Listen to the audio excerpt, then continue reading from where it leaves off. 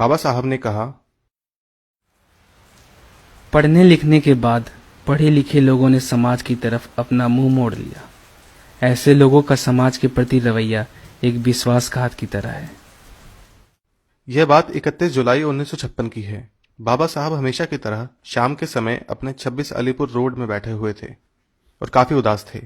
जब बाबा साहब के करीबी और उनके सहायक नानक चंद रत्तू जी ने उनसे दुख का कारण पूछा, तब बाबा साहब अपने दुख का कारण बताते हुए कहने लगे, मुझे किस बात का दुख है ये तुम लोग नहीं समझोगे।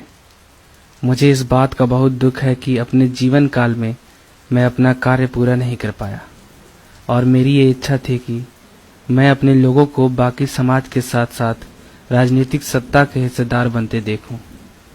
मैं यह देखना चाहता हूं कि मेरे समाज के युवा भी राजनीति में आए। स्वर्णों ने भारत की राजनीति पर अपना कब्जा जमाया हुआ है। मैं भी अपने लोगों को राजनीतिक सत्ता का हिस्सेदार बनते देखना चाहता हूं।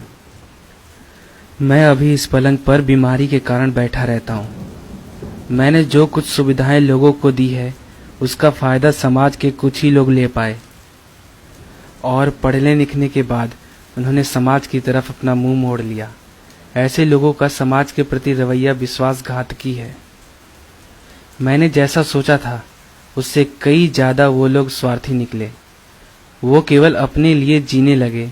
ऐसा जीना समाज के लिए आत्मघातकी साबित होगा। मैं हजारों लाखों लोगों तक मेरा काम पहुंचाना चाहता था जो आज भी भारत के अलग अलग राज्यों में देहातों गांवों में रहते हैं, जिनकी आज भी आर्थिक और सामाजिक स्थिति वैसी ही है जो हजारों सालों से रही है। पर अभी मेरी जिंदगी कुछ ज्यादा नहीं बची। मुझे मेरे जीते जी मेरी किताबें बुद्ध एंड हिज धम्मा और revolution of counter revolution in ancient India, riddles of Hinduism का प्रकाशन करना था, मगर मेरे जीते जी ऐसा मुमकिन नहीं लगता।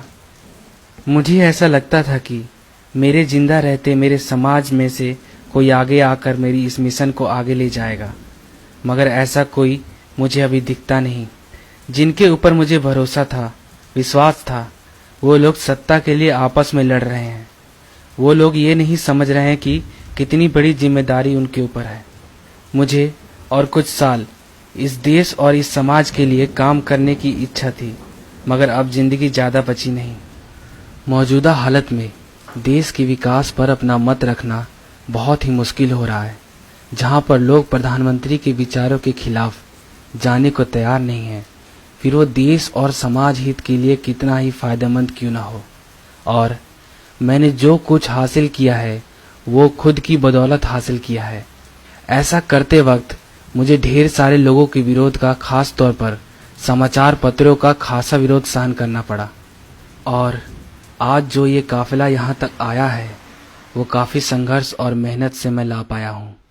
अगर ये कारवां उन्हें आगे ले जाना है तो उन्हें कई समस्याओं और कठिनाइयों का सामना करना पड़ेगा। अगर मेरे समाज को आत्मसम्मान से जीना है तो ये संघर्ष जारी रखना पड़ेगा। अगर उन लोगों से ये संघर्ष नहीं होगा तो उन लोगों से कह देना कि ये काफिले को यहीं छोड़ दें, इसे किसी भी हालत में पीछे नहीं जाने दें। हो सकता है ये मेरे जीवन का आखिरी संदेश हो, पर मेरे इस संदेश को मेरा समाज नजरअंदाज नहीं करेगा, ऐसी मैं आशा करता हूँ। जाओ नानक जाओ, मेरा यह संदेश मेरे समाज के लोगों को पहुंचा दो। जाओ।